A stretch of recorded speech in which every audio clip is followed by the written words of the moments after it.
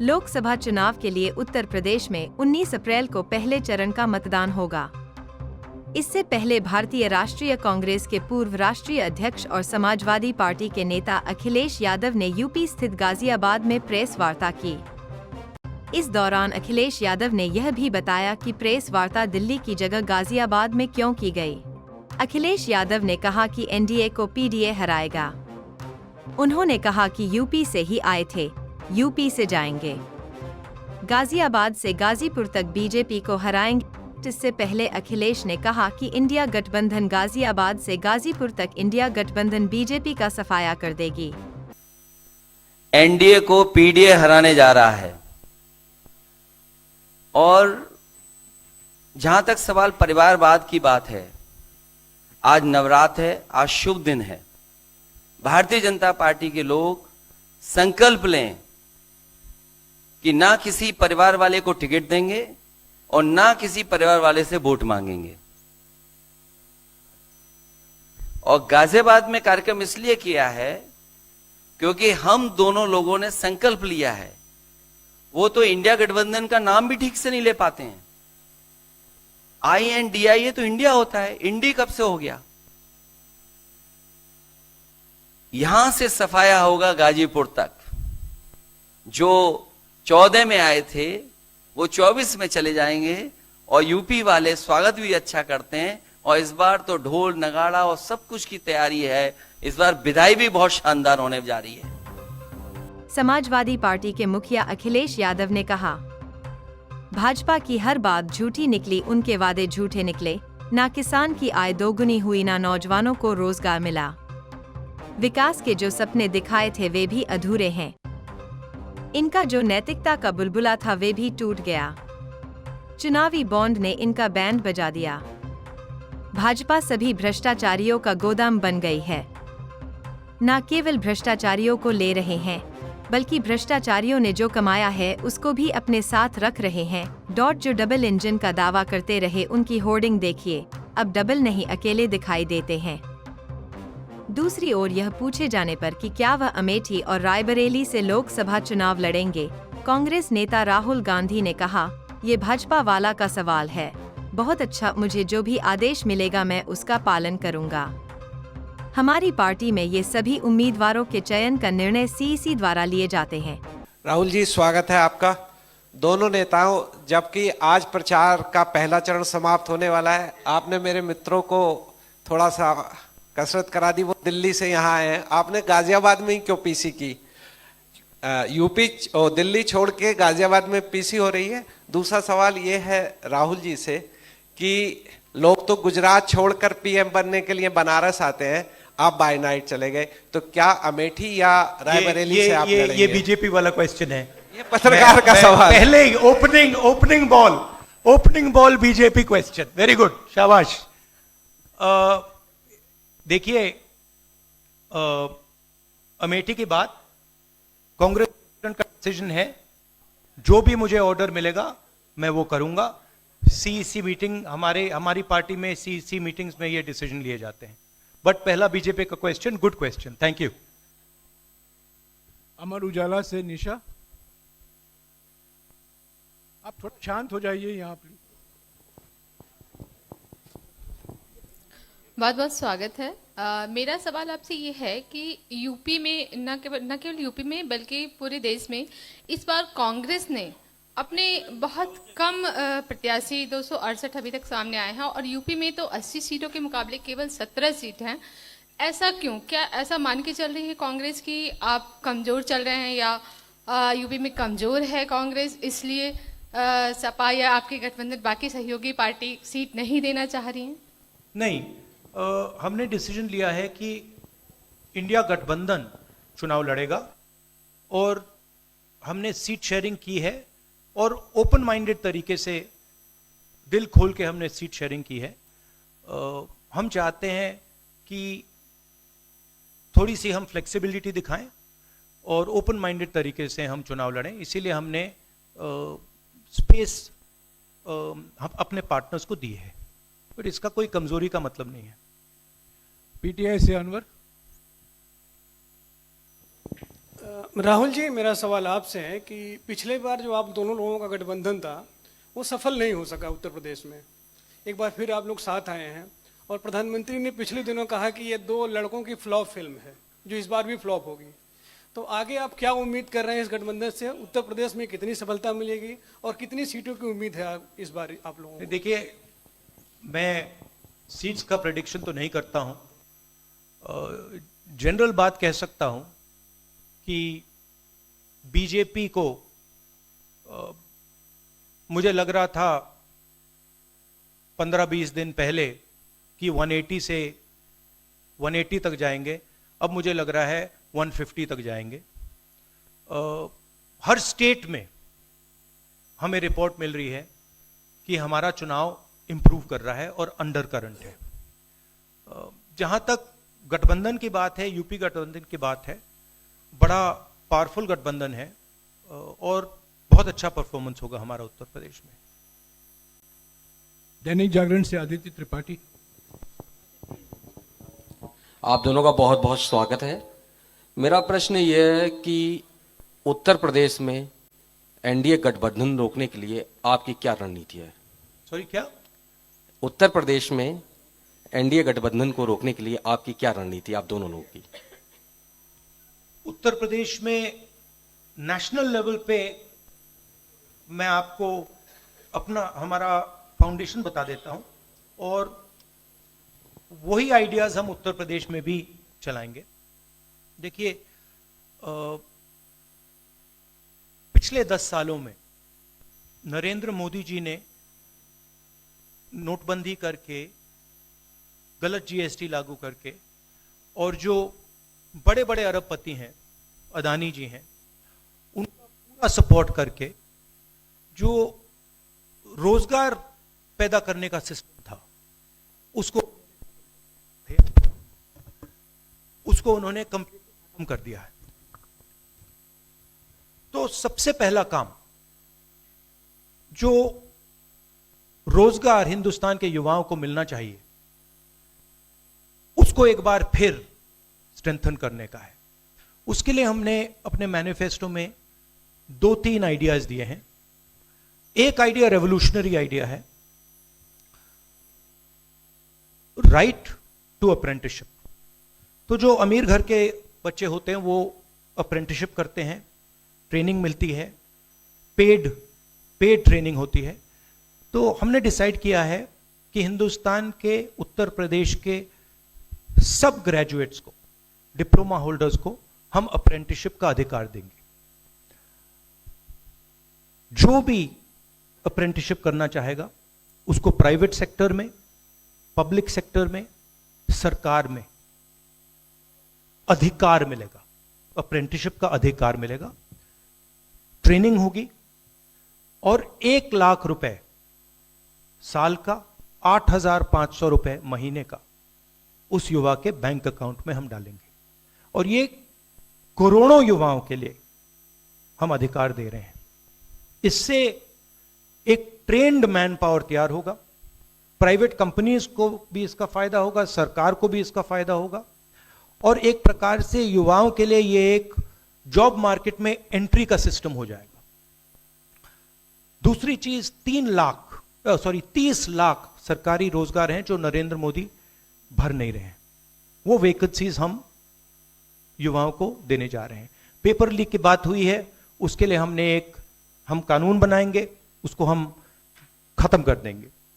तो ये बात हुई युवाओं की। एक और हमारा आइडिया, क्रांतिकारी आइडिया, और ये उत्तर प्रदेश की महिलाओं को बहुत फायदा मिलेगा इससे।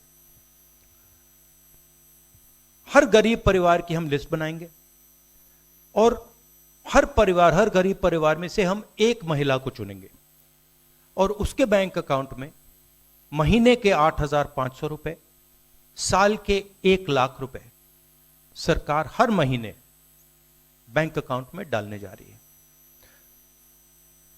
किसानों की बात, किसान सिर्फ 2 चीजें मांग रहा है। नरेंद्र मोदी से 10 साल मांगा, हमें सही दाम दिलवा दीजिए, और जैसे आपने 16 लाख करोड़ रुपए मतलब 24 साल का मनरेगा आपने अदानी जैसे लोगों का माफ किया, वैसा ही आप हमारा भी माफ कर दीजिए। और नरेंद्र मोदी मना करते हैं, उन पे फायरिंग करवा देते हैं, उनको डरा देते हैं।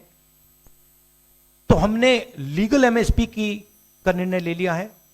हिंदुस्तान में पहली बार लीगली गारंटीड एमएसपी होगी और हम उनका किसानों का कर्जा माफ करने जा रहे हैं। यही मेन मुद्दे हैं चुनाव में। बीजेपी का मैनिफेस्टो देखेंगे तो उसमें आपका उसका जो फाउंडेशन है, दो चीजें हैं।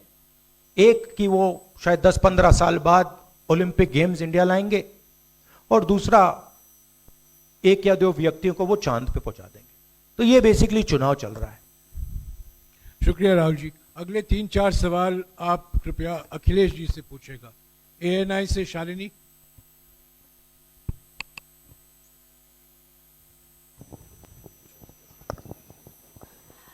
पहला सवाल राहुल जी से है। अखिलेश जी से पूछेगा प्लीज। उन्होंने कृपया लगा दिया, इसलिए अब हमसे पूछिए।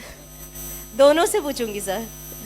पहला सवाल राहुल जी से है, जैसे कि पीएम ने कहा है कि मैं देश बचा रहा हूं, लेकिन इंडिया अलायंस जो है वो परिवार बचा रहा है, इस पर क्या कहेंगे सर? और जो दूसरा सवाल, सेकंड बीजेपी क्वेश्चन। सर दूसरा जो सवाल है मेरा वो ये है, जादूगर कहा है उन्होंने राहुल जी को, और उन्होंने कहा है ANI को जब इंटरव्यू दिया उसमें बोला कि ऐसा कौन सा जादू है कि एक झटके में गरीबी मिटा सकते हैं। मैं जानना चाहता हूं ऐसा कौन सा जादू है कि एक झटके में गरीबी मिटाई जा सकती है। तो ये मेरा सवाल दोनों से है। नहीं, दोनों से है। मैं धन्यवाद देता हूं, आप लोगों ने सवाल पूछे। हालांकि कुछ सवाल आपने राहुल जी से पूछे थे। एनडीए को पीडीए हराएगा, एनडीए को पीडीए हराने जा रहा है, एनडीए को पीडीए हराने जा रहा है।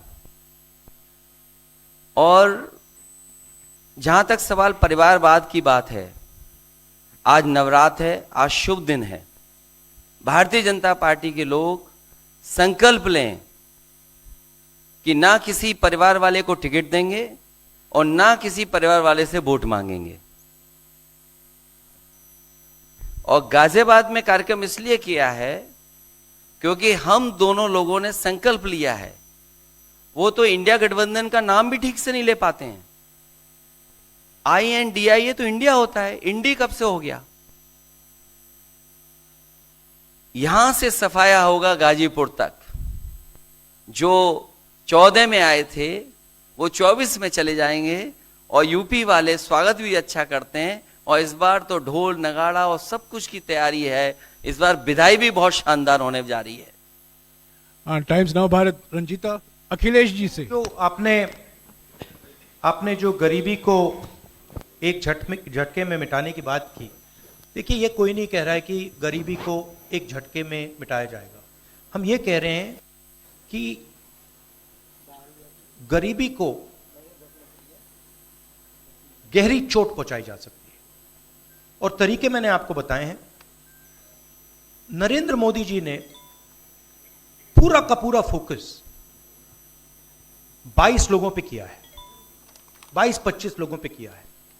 आज की सच्चाई है कि 22 लोगों के पास उतना धन है जितना 70 करोड़ लोगों के पास है। गरीबी का यह भी कारण है कि नरेंद्र मोदी जी ने सारा का सारा धन कॉन्सेंट्रेट कर दिया है, 20-25 लोगों को पकड़ा दिया है। मैं जाति जनगणना की बात कर रहा हूं और मैंने ये बात बहुत बार उठाई है। भागीदारी की बात होती है। हिंदुस्तान के किसी भी इंस्टीट्यूशन में आपको ना पिछड़े वर्ग के लोग मिलेंगे, ना दलित मिलेंगे, ना आदिवासी मिलेंगे, ना गरीब जनरल कास्ट के लोग मिलेंगे। मैंने मीडिया के बारे में बात उठाई। मीडिया में आपको बड़े बड़े एंकर्स दिखते हैं। आपको मीडिया की कंपनीज के मालिक की लिस्ट निकालिए, आपको दिख जाएगा कि उधर ना एक पिछड़ा मिलेगा, ना एक दलित मिलेगा, ना एक आदिवासी मिलेगा।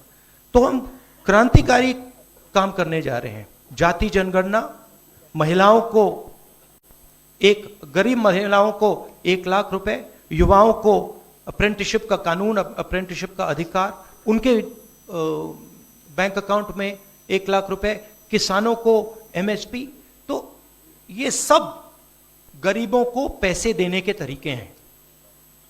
नरेंद्र मोदी जी ने पिछले 10 साल में गरीबों को कुछ नहीं दिया, तो ये हम करने जा रहे हैं। हाँ रंजीता, अखिलेश जी से। हाँ, अखिलेश जी से ही सवाल है।